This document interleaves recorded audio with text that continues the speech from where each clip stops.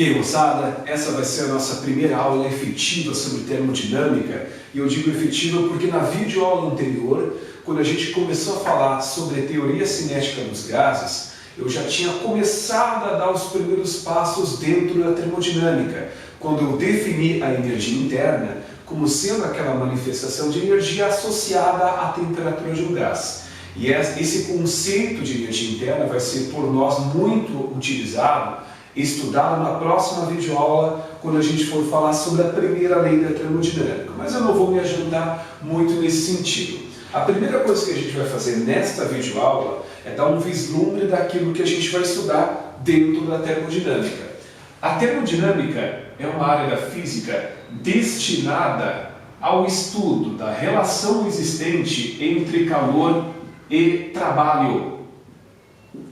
Ou seja, nós imaginamos a termodinâmica como sendo uma área da física que estuda a possibilidade de se produzir trabalho a partir de calor ou calor a partir de trabalho. Vocês já estão meio calejados no assunto de temperatura e calor, então eu vou apenas fazer uma rápida lembrança do significado desta grandeza física. O calor representa a energia que é transferida de forma espontânea do corpo mais quente para o corpo mais frio. Isso vocês já estudaram antes de termodinâmica, lá naquela área da física chamada de termologia. Agora, o conceito de trabalho termodinâmico, trabalho de um gás, a gente não tinha visto ainda. É o que a gente vai começar a fazer a partir desse momento.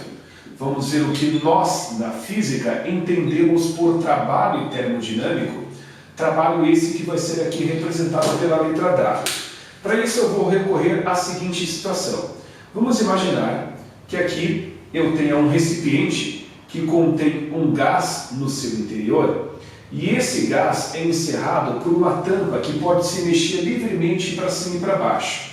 Essa tampa que pode se mexer livremente para cima e para baixo é chamada de êmbolo móvel, que é uma palavra bonitinha, um termo bonitinho para a tampa que pode se mexer livremente. Se eu fornecer uma certa quantidade de calor a este gás, o que vai acontecer é que esse gás vai absorver essa energia na forma de calor, as suas moléculas vão começar a ficar mais agitadas, e ficando mais agitadas, elas vão começar a empurrar a tampa do recipiente para cima. E aí este êmbolo móvel vai se deslocar para cima até atingir um volume final maior do que o seu volume inicial. E o gás, nós dizemos que sofreu uma expansão. Expansão é quando o gás aumenta de volume. Nessa situação, a tampa que estava mais ou menos aqui, passou para esta posição mais aqui de cima, e o gás sofreu uma variação, um acréscimo de volume.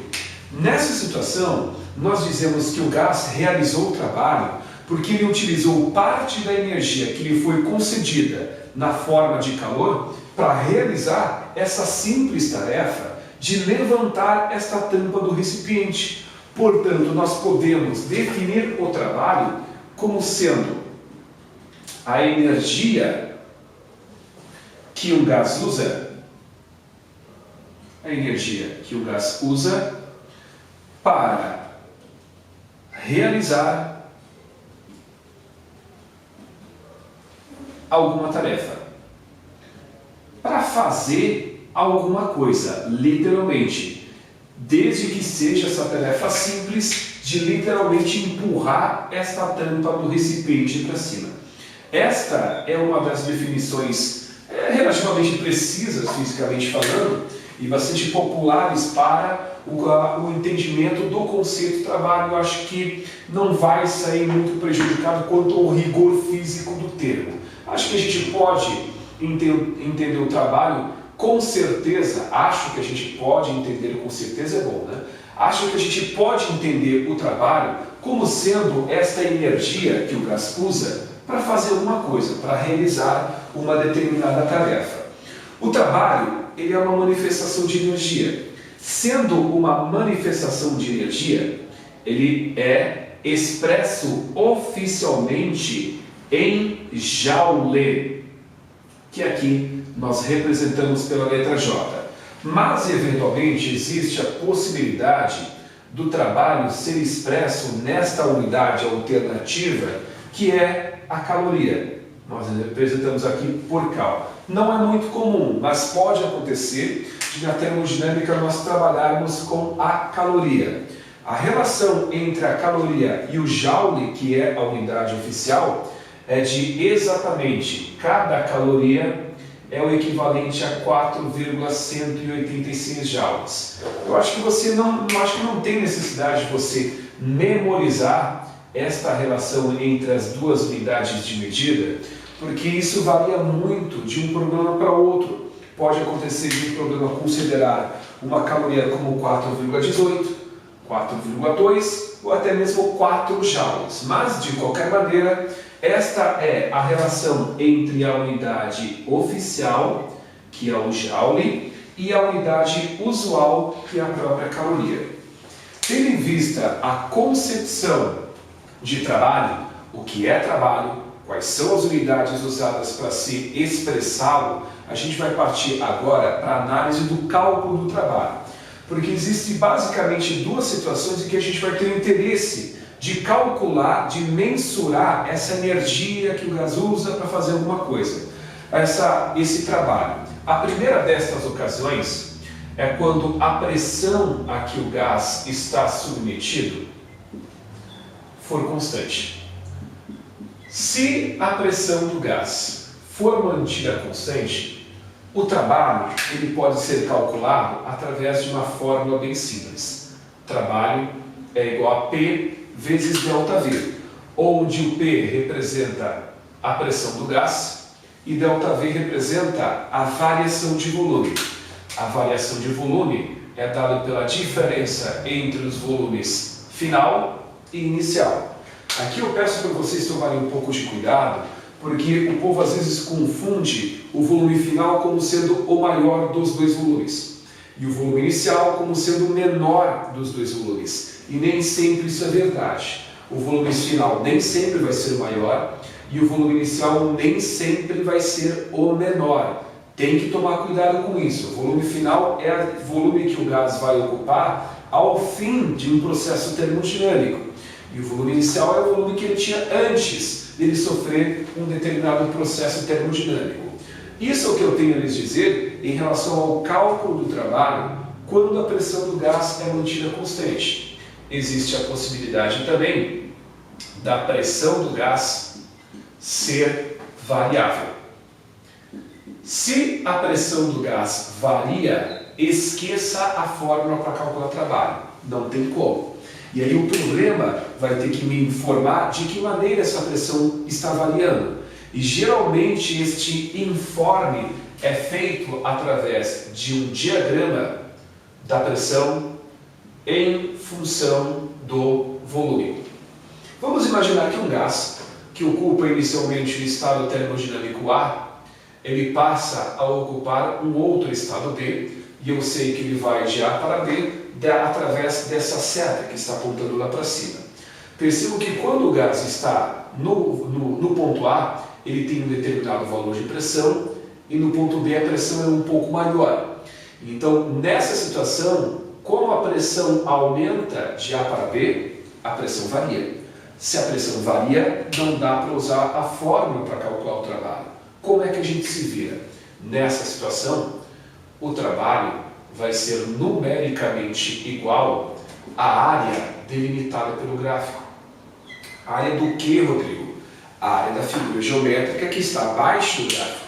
Que figura geométrica? Olha só, para delimitar essa figura geométrica, você vai lá no fim do gráfico e desce uma linha, vai no início do gráfico e desce outra linha, e você fecha a figura geométrica aqui e aqui. Esta é a área cujo valor corresponde ao trabalho desse gás, quando ele se expande de A para B. Só que essa história do trabalho ser igual à área não é válida para uma situação qualquer, para qualquer tipo de gráfico, foi o que eu quis dizer. Essa história do trabalho ser numericamente igual à área só vale para gráfico, só para diagrama P versus V. Então, o cálculo de trabalho vai ser orientado da seguinte maneira. Ou o problema te dará um gráfico P versus V, ou não vai ter esse tipo de gráfico. Se tiver um gráfico da pressão em função do volume, o trabalho vai ser calculado pela área. Se não aparecer um gráfico P versus V, é porque certamente tu vai ter que se atracar na fórmula para calcular o trabalho. Que fique bem claro, porque às vezes acontece de ter um gráfico meio diferente, do tipo volume em função da temperatura. A área não vai ser igual ao trabalho. Parece lá um gráfico da pressão em função da temperatura. A área não vai ser igual ao trabalho, porque essa história da área ser igual ao trabalho é só para esse tipo de diagrama em especial, que fique bastante claro isso. Pois bem, tendo em vista como é que a gente calcula trabalho, a gente vai ver agora quais são os 3 diferentes tipos de trabalho. O primeiro deles, o trabalho positivo. A gente tem que ver o que significa trabalho positivo. Trabalho positivo, meus caros, é aquele trabalho que ocorre quando o gás sofre uma expansão. O gás sofrer uma expansão, o gás se expandir, significa que o volume dele vai aumentar. Então é o gás literalmente estufar, ele aumentar de volume. Quando isso acontece, quando o gás sofre uma expansão, quando o trabalho é positivo, nós dizemos que o gás realiza trabalho. Isso é o que eu tenho a lhes dizer em relação ao trabalho positivo. Quando que ocorre, qual é a denominação que a gente dá para esta situação. Pode acontecer também do trabalho em questão ser negativo. E aí, para o trabalho ser negativo, tem que acontecer o contrário dessa primeira situação. O gás em questão, ele deve sofrer uma compressão. O gás sofrer uma compressão significa que o volume dele vai diminuir. O gás encolher, ele retrair. E nessa situação, quando o trabalho é negativo, nós dizemos que o gás recebe trabalho. O gás receber trabalho também pode ser evidenciado, dito de uma forma diferente. Pode ser dito que um trabalho é realizado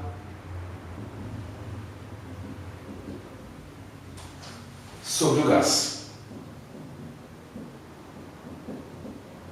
E aqui eu insisto nessa história. Há uma tênue, porém significativa diferença entre dizer que o gás realiza trabalho e o trabalho é realizado sobre ele. O gás realizar trabalho é o volume dele aumentar.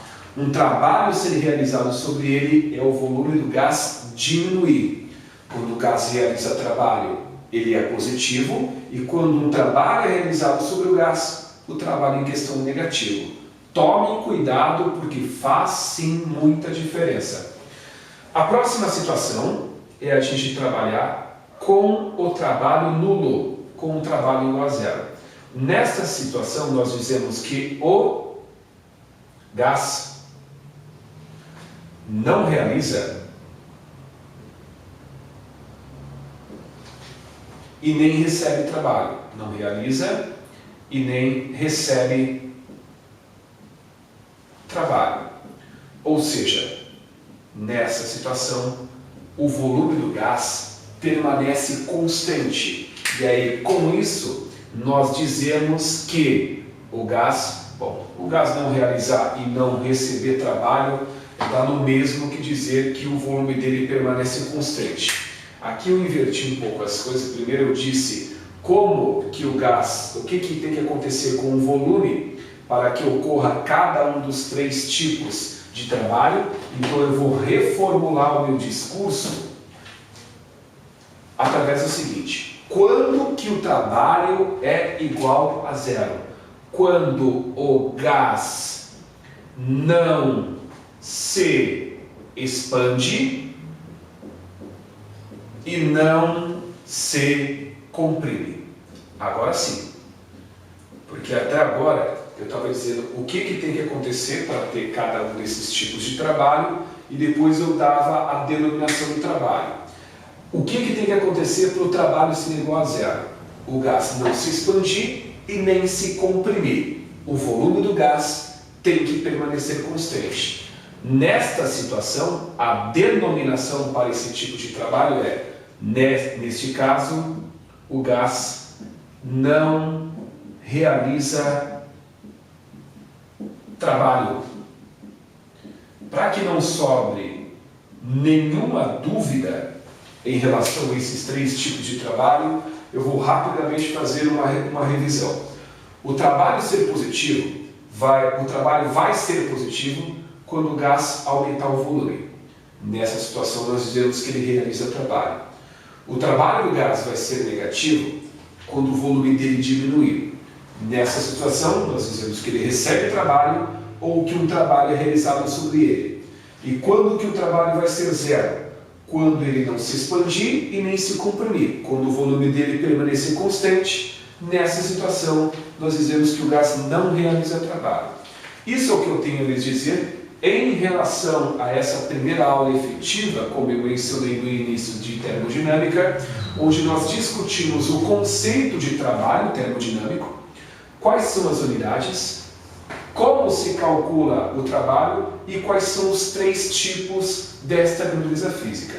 Na próxima videoaula, a gente vai trabalhar um pouquinho sobre a primeira lei da termodinâmica e a gente vai ver com o que essa primeira lei está, o que ela tem a ver com um princípio, um dos princípios mais queridos pela física, que é o princípio da conservação da energia. Até a próxima videoaula, então.